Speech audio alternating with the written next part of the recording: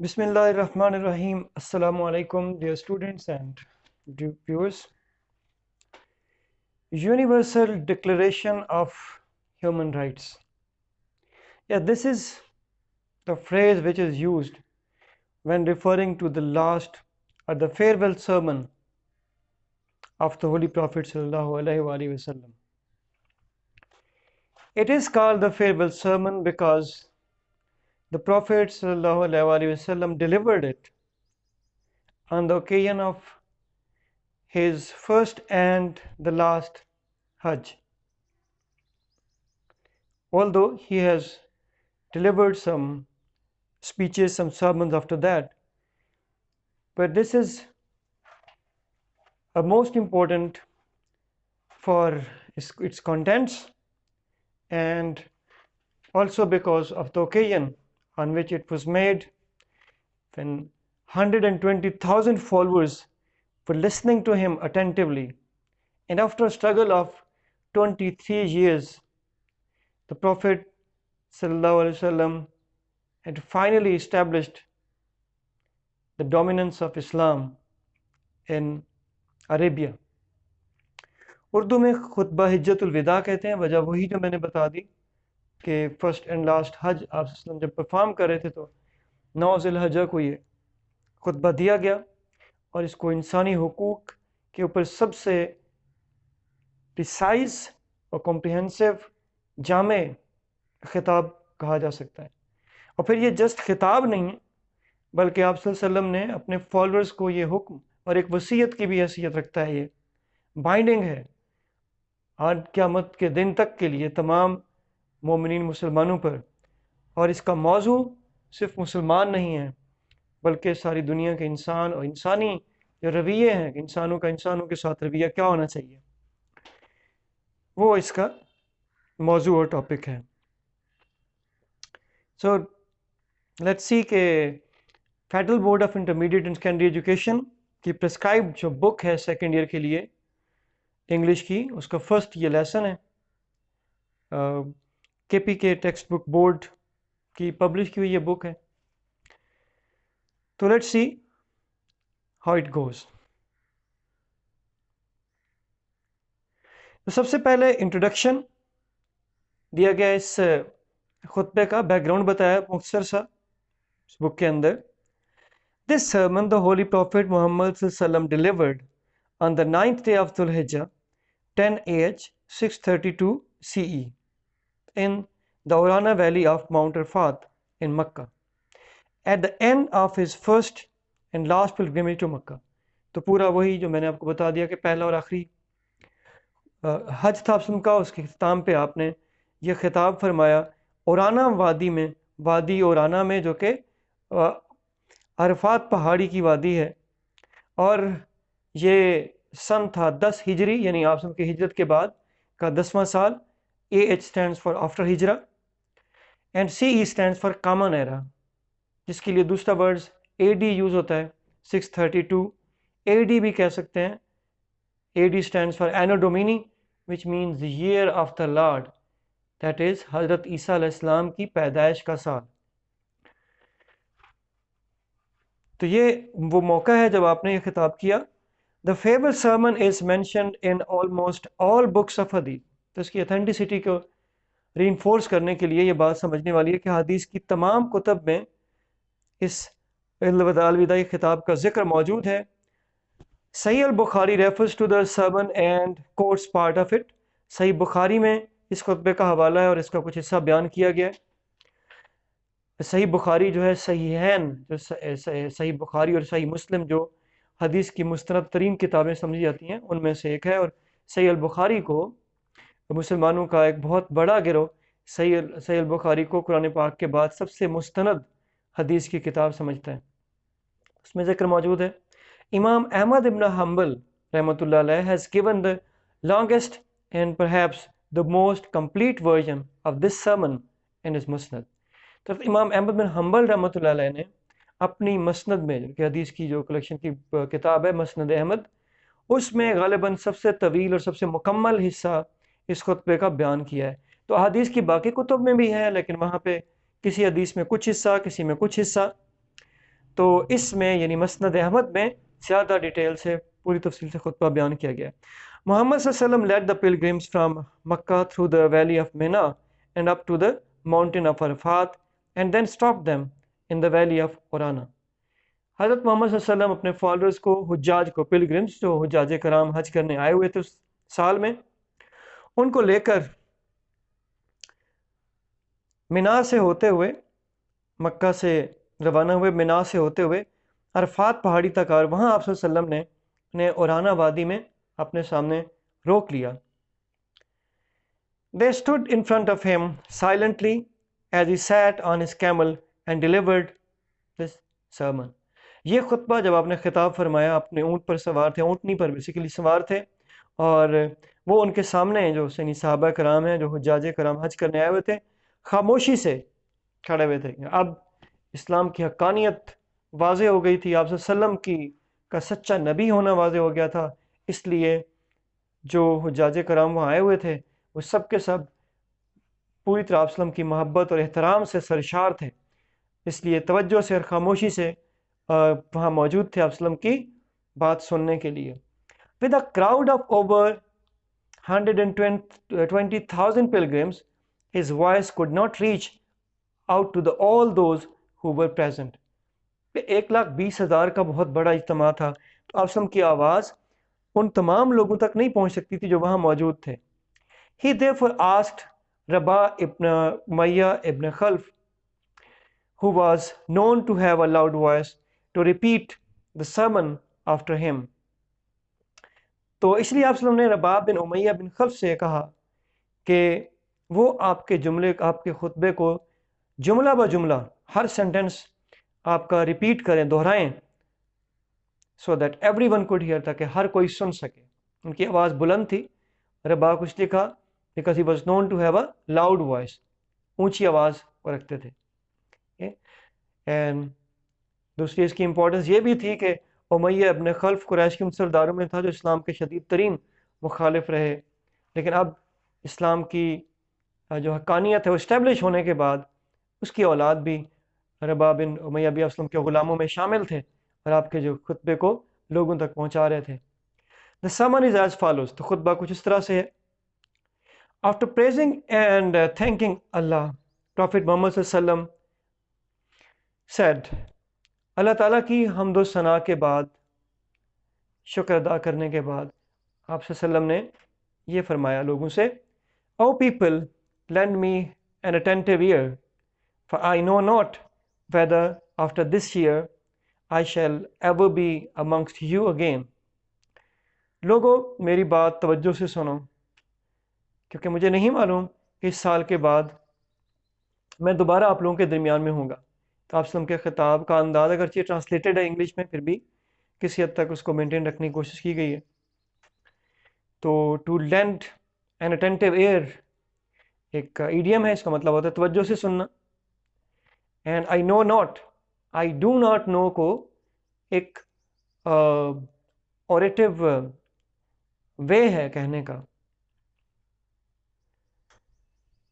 تو آپ صلی اللہ علیہ وسلم نے لوگوں کی توجہ مبذول کرنے کے لیے انہیں اس بات کی طرف نشاندہی کی کہ ہو سکتا ہے کہ آپ صلی اللہ علیہ وسلم کی ان سے اس طرح کے موقع پر یہ آخری ملاقات ہو، لہٰذا انہیں پوری توجہ سے آپ کی بات سننی چاہیے.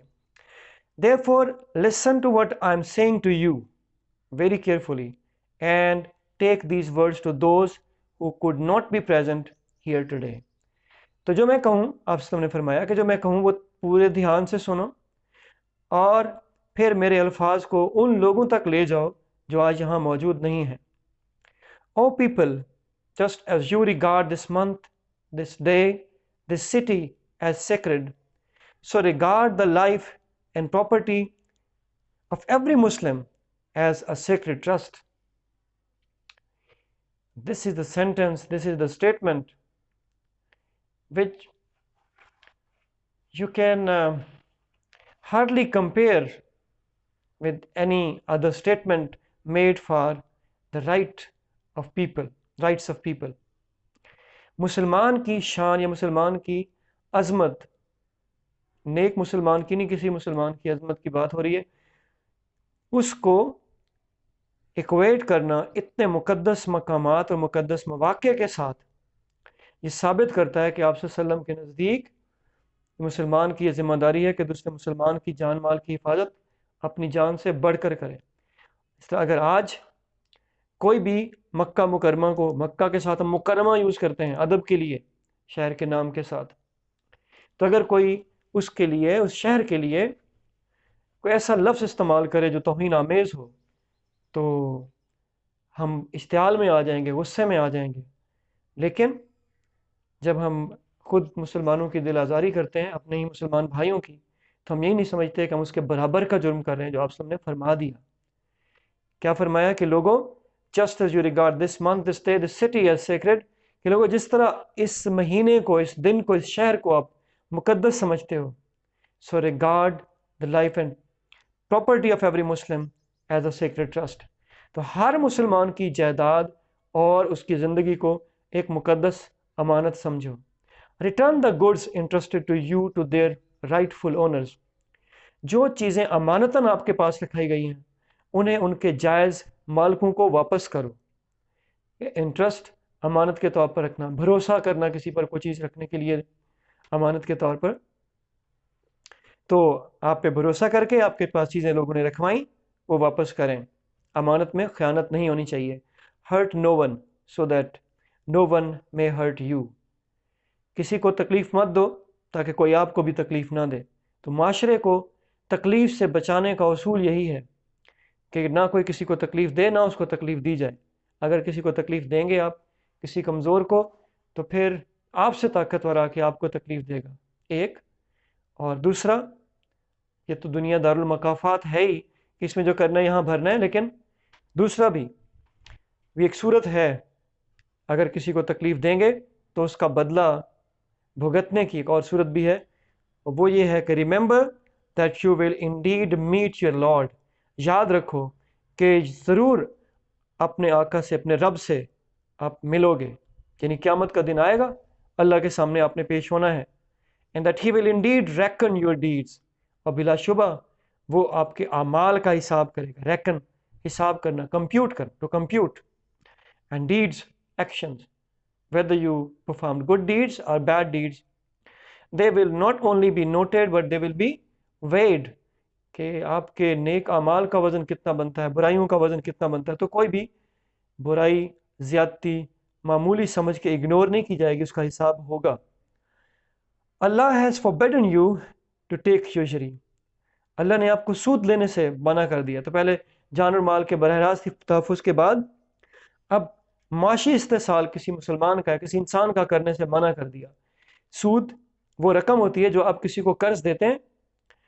मसलन अगर 1000 रुपये आप किसी को कर्ज देते हैं और आप कहते हैं कि मैं आपसे वापस लूँगा तो फिर मैं इजाफी रकम के साथ वापस लूँगा, मैं 1500 वापस लूँगा, 1200 वापस लूँगा, तो ये जो आपका ओरिजिनल रकम आपने उधार में दी है, ये कहलाता है कैपिटल। ये तो वापस लेना ठीक है, लेकिन अगर आप उसके ऊपर इजाफी रकम लेंगे, वो सूद है, इंटरेस्ट है, यूजरी है।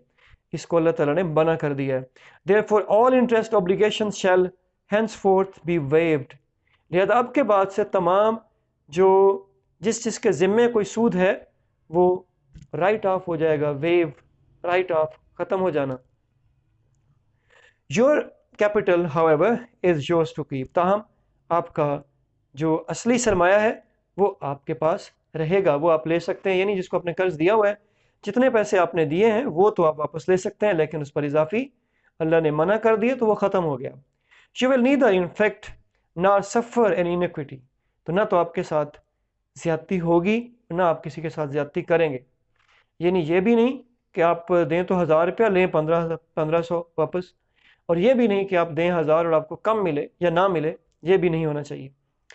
Allah has judged that Allah has judged that there shall be no interest, and that all the interest due to Abbas ibn Abdul Muttalib, Prophet's uncle, shall henceforth be waived।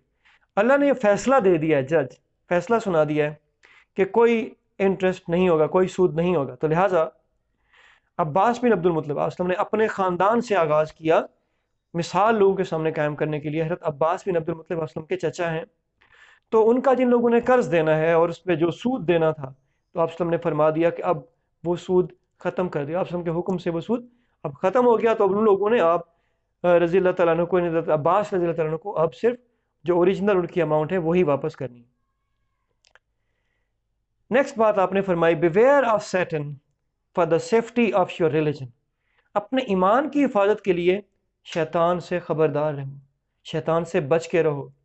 ٹھیک ہے، اطمینان میں اس میں نہ آ جاؤ کہ اب شیطان آپ کو نہیں بہکائے گا. ہاں وہ نہیں بہکائے گا، لیکن کس میں؟ He has lost all hope that he will ever be able to lead you astray in big things. تمام امید وہ کھو چکا ہے کہ وہ آپ کو بڑے معاملات میں گمراہ کر دے. بڑی چیزوں میں شرک ہو گیا، اللہ کی ذات میں شریک ٹھہرانا، اس طرح کے معاملات میں تو آپ کو گمراہ نہیں کر سکے گا. ٹھیک ہے، سو بیویئر آف فالوئنگ ہم ان اسمال تھنگس. چھوٹی چیزوں میں آپ شیطان کی پیروی کرنے سے خبردار رہنا. ایسا نہ ہو کہ کچھ کاموں کو شیطان کے سجھائے ہوئے کچھ کاموں کو معمولی سمجھنے لگو، شیطان تمہیں دھوکہ دے کہ یہ نافرمانی معمولی ہے، اس سے کچھ نہیں ہوتا، اور تم اس دھوکے میں آ جاؤ. Oh people, it is true that you have certain rights with regard to your women. لوگو یہ صحیح ہے کہ آپ کی عورتوں پر یعنی بیویوں پر حقوق ہیں. But they also have rights over you. ان کے بھی آپ پر حقوق ہیں. Remember that you've taken them as your wives only under Allah's trust and with His permission. یاد رکھو کہ آپ نے انہیں اپنی بیویوں کے طور پر لیا ہے صرف اللہ کی اجازت سے اور اللہ کی امانت کے طور پر. یعنی کوئی آپ کو پیدائشی حق حاصل نہیں تھا، یعنی آپ کو مرد ہونے کی حیثیت سے یہ آپ کا حق نہیں تھا کہ پیدائشی حق نہیں تھا کہ آپ ان کو بیویاں بنائیں. یہ تو اللہ نے آپ کو اجازت دی، اس کا کرم ہے آپ کو اجازت دی، اور آپ کو یہ بیویاں اللہ کی آپ کے پاس ایک امانت ہیں.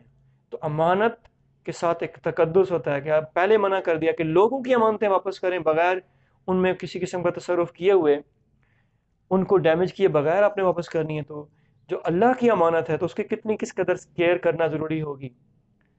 جتنی بھی حقوق نسواں کی تحریک ہیں اور یہ سارے نعرے بازیاں اور سب کچھ ہے، آئی ڈونٹ تھنک کہ کسی نے اس درجے میں جا کے عورت کی جو حیثیت ہے اس کا ذکر کیا ہو، اور اس کو ذکر صرف نہیں بلکہ اس طرح سے لا بنا کے اپنے فالوز پہ لازمی کیا ہو کہ آپ نے یہ کرنا ہے کہ اپنی عورتوں کو اللہ کی امانت سمجھنا ہے. If they abide by your right, اگر وہ آپ کا حق پورا کریں، حق ادا کریں، شوہر ہونے کا جو حقوق ہیں متعین وہ دیں، then to them belongs the right to be fed and clothed in kindness. تو پھر ان کا یہ حق ہے کہ انہیں لباس پہنایا جائے، انہیں خوراک دی جائے ہمدردی کے ساتھ، مہربانی کے ساتھ.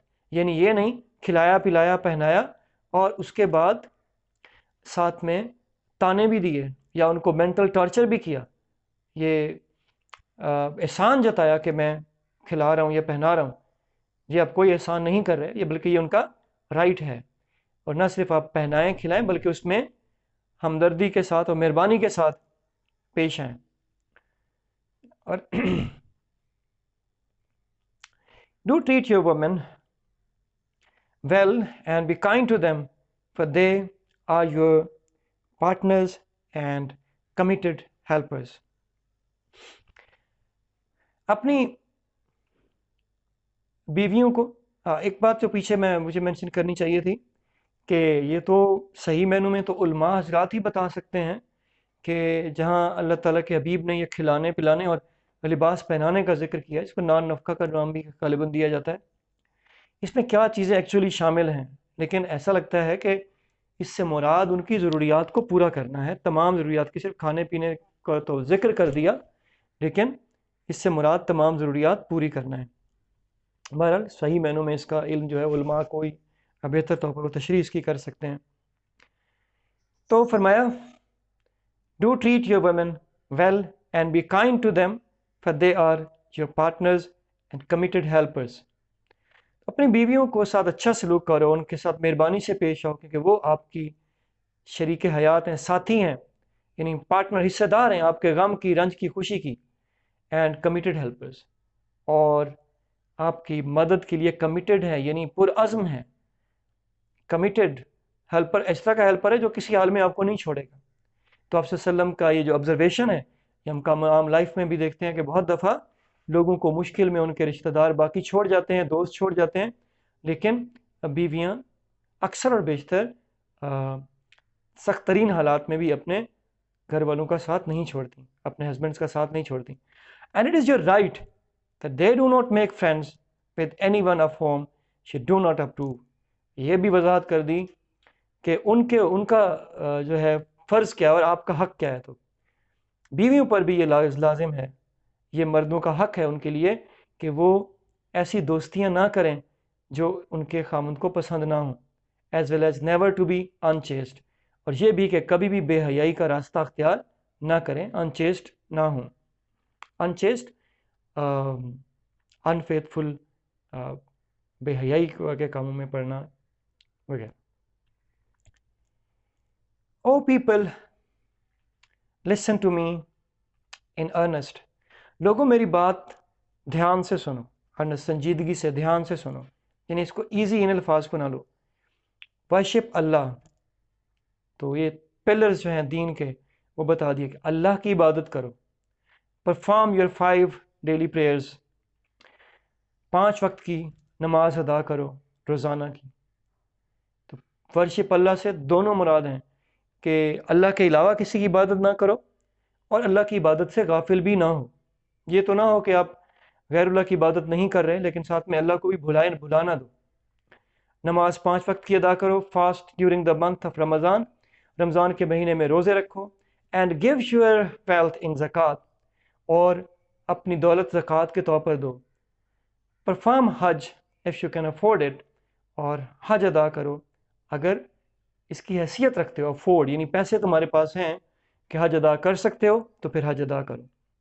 تو یہ وہ فرائض ہیں بنیادی دین کے جن کو ہم ستون کہتے ہیں، ان کا آپ نے ذکر کیا. آل مین کائنڈ از، بہت امپورٹنٹ بات آپ نے آگے فرما دی، all mankind is from Adam and Eve, کہ تمام انسانیت کے والدین ایک ہی ہیں، حضرت آدم علیہ السلام اور حضرت حوا، اسی کے اولاد ہیں سارے انسان. And Arab has no superiority over a non Arab, لہذا کسی عربی کو کسی غیر عربی پر کوئی فوقیت حاصل نہیں ہے. نان عرب ہیز اینی سپیورٹی اوور این عرب، نہ ہی کسی غیر عربی کو کسی عرب پر فوقیت حاصل ہے. یہ آپ صلی اللہ علیہ وسلم یہ بات فرما رہے ہیں. انتہائی جو قبائلی ماحول تھا عربوں کا، اس میں آپ نے تبلیغ شروع کی تھی، اور آج یہ موقع آیا کہ آپ ان کو اس قبائلی عصبیت، نسلی اور رنگ اور نسل کے جو پریجوڈسز ہیں، جو تعصبات ہیں، ان کے خلاف 2 ٹوک الفاظ میں آپ اپنا فیصلہ سنا رہے ہیں. Also, a white has no superiority over black, nor does a black have any superiority over a white. Again, جو آپ کی بات کا اسلوب ہے، مجھے تو یہی لگ رہا ہے کہ صرف کالے اور گورے کی بات نہیں ہو رہی، یعنی کسی کو بھی رنگ اور نسل کی بنیاد پہ، علاقے کی بنیاد پہ کوئی کسی پر فوقیت حاصل نہیں ہے. ہاں، ایک اس میں ایکسیپشن ضرور ہے. Also, white has no superiority over black, nor does a black have any superiority over a white except by piety and good action.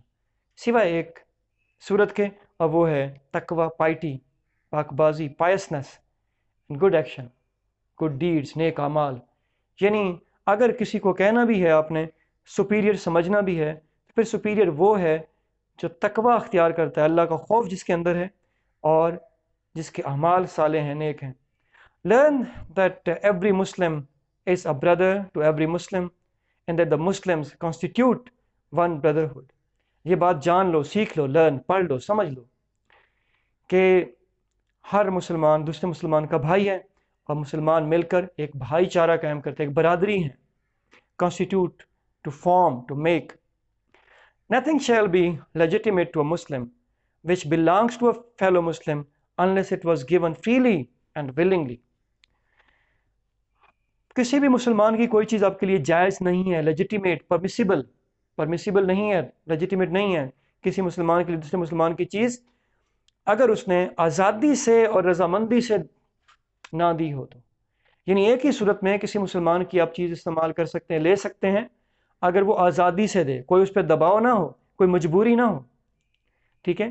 اور دوسری بات willingly، خوشی سے دے، یعنی اس صورت میں بھی آپ دوسرے مسلمان کی چیز نہیں استعمال کر سکتے، نہیں لے سکتے، جب وہ اس طرح سے دے کہ دے تو دے لیکن اس کو اچھا نہ لگ رہا ہو، مثلا اس لحاظ سے کہ یار دوست ہے، اب کیا کہوں، ٹھیک ہے اس نے کہا تو ایک طرح سے کہیں مجبور ہو کے وہ دے رہا ہے، اس کو خوشی خوشی نہیں دے رہا، تو وہ بھی چیز دینا جائز نہیں ہے۔ تو وہ بات جو ہم اپنے دوست سے نہیں کہہ سکتے، جب کوئی چیز اس کو نہیں دینا چاہتے تو ہم اپنے دوست سے نہیں کہہ سکتے، اللہ کے رسول صلی اللہ علیہ وسلم نے وہ بات بھی فرما دی کہ کسی مسلمان کی کوئی چیز اپنے تصرف میں نہ لے آؤ، اس صورت میں بھی کہ جب وہ دینے پہ تیار تو ہو لیکن خوشی سے راضی نہ ہو۔ Remember one day you will appear before Allah، پہلے بھی کہا پھر یاد دلایا لوگوں کو، اللہ کے سامنے آپ نے ایک دن پیش ہونا ہے، یاد رکھو، and answer for your deeds، اور اپنے اعمال کا جواب دینا ہے۔ So beware، do not stray from the path of righteousness after I am gone، تو خبردار رہو نیکی کے راستے، سچائی کے راستے سے، رائٹیسنس، یہ ٹرو پاتھ سے بھٹکنا نہیں، گو اسٹرے، بھٹک جانا، راستے سے ہٹ جانا، صحیح راستے سے ہٹ جانا، ٹو لوز ونز وے، راستہ کھو دینا جو صحیح والا راستہ ہے۔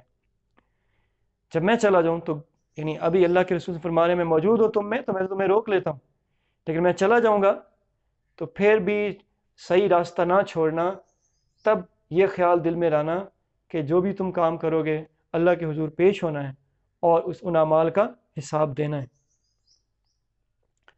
O people, no prophet or apostle will come after me and no new faith will be born، a very very important issue، یہ بھی آپ سب نے کیٹیگوریکلی ایکسپلین کر دیا۔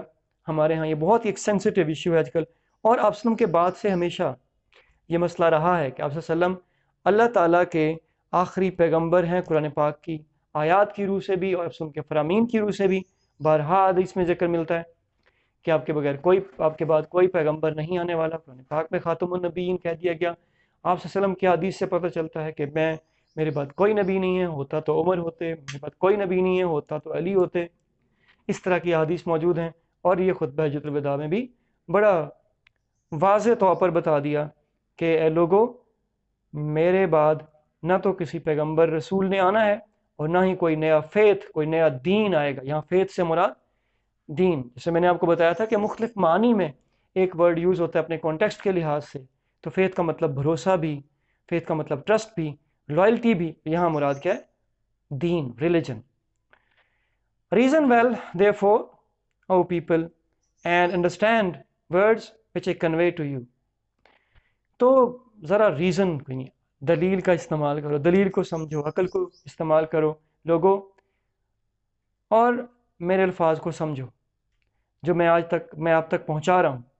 I leave behind me two things، the Quran and my example، آپ کی رہنمائی کے لیے ابھی میں موجود ہوں، جب میں جاؤں تو اپنے پیچھے میں یہ دو چیزیں آپ کے لیے چھوڑ رہا ہوں، قرآن پاک اور اپنی مثال۔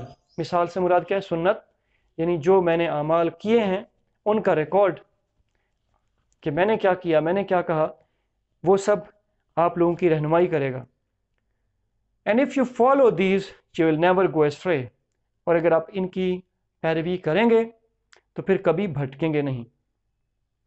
All those who listen to me shall pass on my words to others and those to others again، وہ سب جو مجھے سن رہے ہیں، میرے الفاظ سن رہے ہیں، وہ میرے الفاظ کو دوسروں تک منتقل کریں اور پھر دوسروں کے ساتھ، یعنی اس کا مطلب یہ ہے کہ جس تک بھی آپ صلی اللہ علیہ وسلم نے ایک یہ بائنڈنگ کر دیا سب پہ کہ جس تک میرے الفاظ پہنچ رہے ہیں اس کی ذمہ داری بنتی جائے گی کہ وہ اگلوں تک پہنچائے، ان لوگوں تک پہنچائے جن تک یہ نہیں پہنچے ہوئے۔ And may the last ones understand my words better than those who listen to me directly، اور اللہ کرے کہ جن لوگوں تک آخر میں میرے الفاظ پہنچیں گے، اللہ کرے وہ میرے الفاظ کو ان سے بھی بہتر سمجھیں جو مجھے براہ راست سن رہے ہیں۔ یعنی کہیں ایسا نہ ہو کہ الفاظ مختلف لوگوں کے ذریعے اور واسطے سے ہوتے ہوئے جب جائیں لوگوں تک پہنچیں تو تبدیل ہو چکے ہوں اور اصل معنی سے کہیں آگے پیچھے ہو چکے ہوں۔ تو اس لیے آپ صلی اللہ علیہ وسلم نے اس کے لیے دعا کر دی کہ یہ جو تفہیم ہے جو معنی ہیں ان الفاظ کے، یہ الفاظ صحیح لوگوں تک پہنچیں اور نہ کسی قسم کی مس انڈرسٹینڈنگ نہ ہو. Be my witness, O Allah, that I have conveyed your message to your people. تو اللہ تعالیٰ آپ میرے گواہ بن جائیے کہ میں نے آپ کا پیغام آپ کے لوگوں تک، آپ کی مخلوق تک پہنچا دیا ہے. یہاں پہ یہ مین جو خطبے کا ایکسٹریکٹ ہے وہ اینڈ ہو جاتا ہے، پھر آگے ایک نوٹ دیا ہوا ہے ایڈیشنل، اس میں کچھ اور باتیں ایڈ ہیں. As part of the sermon, the Holy Prophet ﷺ recited to them a revelation from Allah which he had just received.